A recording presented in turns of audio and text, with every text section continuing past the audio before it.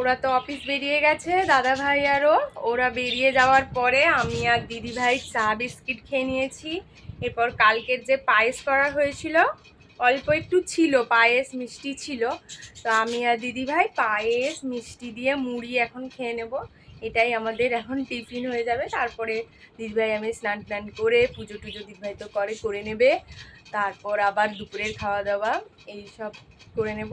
যাই হোক, এখন এই যে পায়েস মুড়ি নিয়ে বসে পড়েছি, খেয়ে নিই, তোমাদের সাথে আবার পরে কথা বলবো।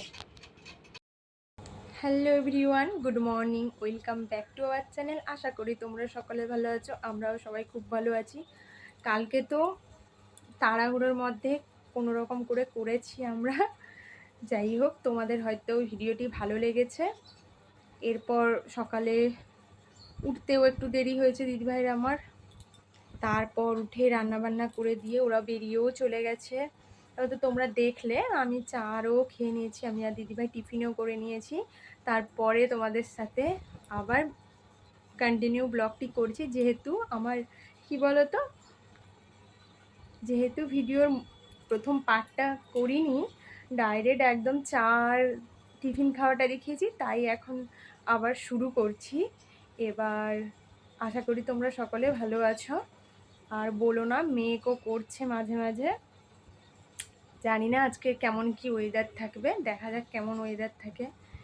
এরপর পুজো আরও দিদিভাই যে করবে তোমাদের সাথে শেয়ার করবো। আজকে বজরংবলির পুজোটা কিভাবে কি করছে দিদিভাই, যেহেতু আজকে আমাদের মঙ্গলবার মানে আমাদের নিরামিষটা হয়। এবার আজকে তো বজরংবলির জন্যই আমাদের নিরামিষ পালন করি আমরা। তো বজরংবলির পুজোটা তোমাদেরকে দেখাবো, ছোট্ট হলেও একটু শেয়ার করব, তোমরা দেখো। স্নান টান করে সিঁদুর টিঁদুরও পরা হয়ে গেছে আমার, দিদি ভাইয়েরও হয়ে গেছে। এবার তোমাদের সাথে পুজোটা শেয়ার করব, তোমরা কিন্তু দেখো। তারপর খাওয়া দাওয়া আরও সেরে নেব, চলো দেখতে থাকো তোমরা। এই যে চলে এসেছি পুজোর কাছে, দিদিভাই পুজো করবে আজকে। তো জানো তোমরা মঙ্গলবার বজরংবলির আজকে পুজো করবে। প্রথম আগে স্নান করিয়ে নিচ্ছে দিদিভাই বজরংবলিকে।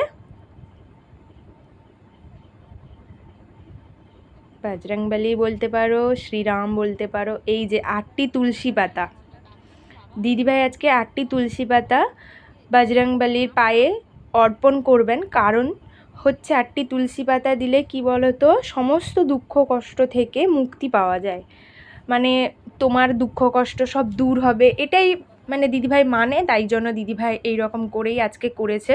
মঙ্গলবারে পুজোটা আমাদের এরকমই হয়।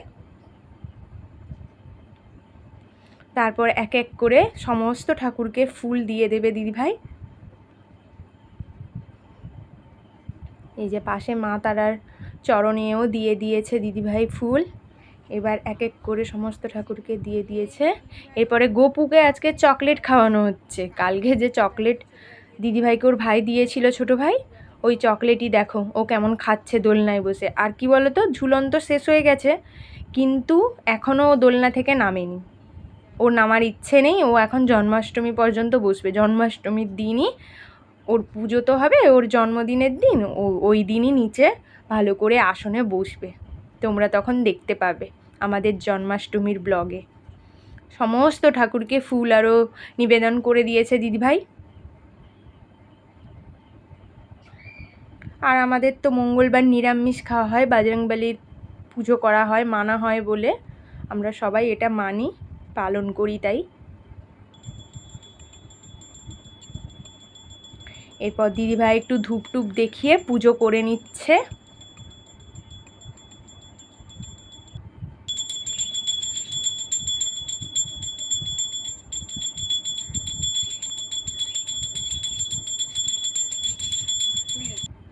এরপর দেখো খাওয়া দাওয়ারও করে নিয়েছি দিদিভাই আমি।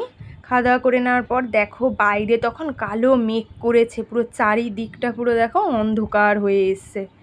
কিন্তু জানো তো তেমনভাবে বৃষ্টি হয়নি, ওই হালকা হয়েছিল, তবে পুরো অন্ধকার করে এসেছিলো। ক্যামেরায় অতটা বোঝা যাচ্ছে না, তাই তোমরা হয়তো বুঝতে পারবে না, তবে দেখো ভালো করে চারিদিকে কালো মেঘ করেছে।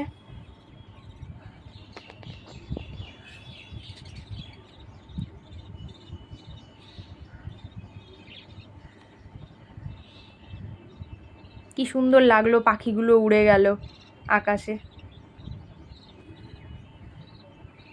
এরপর আর কিছু শেয়ার করার ছিল না আমার, আজকে ছোট্টর মধ্যেই তো শেয়ার করছি। এরপর ধুনো আরও দিয়ে সন্ধে দেখিয়ে দেব। ধূপ প্রদীপ সব জ্বালিয়ে নিয়েছি, এরপর ধুনো আরও দিয়ে দেখিয়ে দিচ্ছি ঠাকুরের কাছে। নারকেলের ছোবা দিয়ে ধুনো টুনো দিলে কি বলতো, ঘরে বেশ চারিদিকটা গন্ধটা বেশ ভালোই লাগে, যেন মন্দির মন্দির মনে হয়। আমাদের তো তাই মনে হয়, তাই আমরা এরকম করি, সন্ধেবেলা মাঝে সাঝে একটু একটু করে দিই। তুলসী তলাতেও একটু দেখিয়ে নিলাম, প্রদীপ তো দিয়ে দিয়েছি তার আগে, তারপর একটু ধুনো দেখিয়ে নিলাম।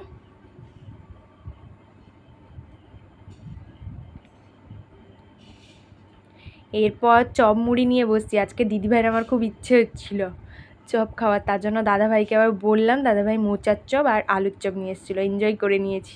রাতে ভাত আর ডাল এই সবজি করলাম, সবজিটা একটা ভাজা করে নিয়েছি, যেহেতু রাতের বেলা তো হালকাই খাওয়া দাওয়া হবে।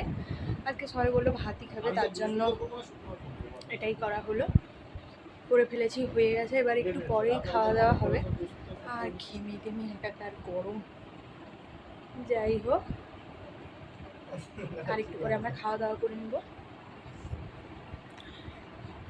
আজকে তেমন মেঘ করেছিল কিন্তু তেমন বৃষ্টি হয়নি, কি জানি কি হয়, রাত্রেবেলা আবার কখনো কখনো বৃষ্টিও হয়, দেখা যাক কি হয় ওয়েদারটা। আজকে আমাদের একটু তাড়াতাড়ি ডিনার কমপ্লিট হয়ে গেছে, যেহেতু ভাত আরও রান্না করে নিয়েছিলাম, তাড়াতাড়ি খাওয়াও হয়ে গেছে, সবাই বললো খেয়ে নেবে তাড়াতাড়ি, তো তাড়াতাড়ি খাওয়া হয়ে গেছে। এরপর আমি ফ্রেশ আরও একটু হয়ে এলাম। এখন বেশি বাজেনি, এখন ওই 11টা সাড়ে 11টা মতন বাজে, 11টা পার হয়ে গেছে যদিও। আর বলো না, মানে বৃষ্টি হচ্ছে তাও গরম কমছে না, তবে ভোরের দিকে হালকা একটু ঠান্ডা ঠান্ডা লাগে, তবে ওই ফ্যান বন্ধ তো করা যায় না। যাই হোক, আজকে না মানে কি বলতো, ভিডিওটা তেমন কিছু আমি শেয়ার করিনি, আর আজকে ভালোও লাগছিল না শরীরটা। যাই হোক, তোমাদের যদি আজকের ভিডিওটি ভালো লাগে, like comment share and subscribe করো আমার চ্যানেলটি, এভাবেই তোমরা পাশে থেকো। আর অনেক দিদি ভাইরা আছে যারা আমাকে খুব ভালোবাসে, রোজ কমেন্ট করে, তাদেরকে অসংখ্য ধন্যবাদ দিদি ভাই। তোমরা এইভাবেই ছোট্ট বোনটার পাশে থেকো, আমিও তোমাদের অবশ্যই পাশে থাকবো, কথা দিলাম। আজকের মতন এখানেই টাটা, আবার কাল দেখা হবে। তোমরা সবাই ভালো থেকো, সুস্থ থেকো ও সাবধানে থেকো। আজকের মতন টাটা, গুড নাইট।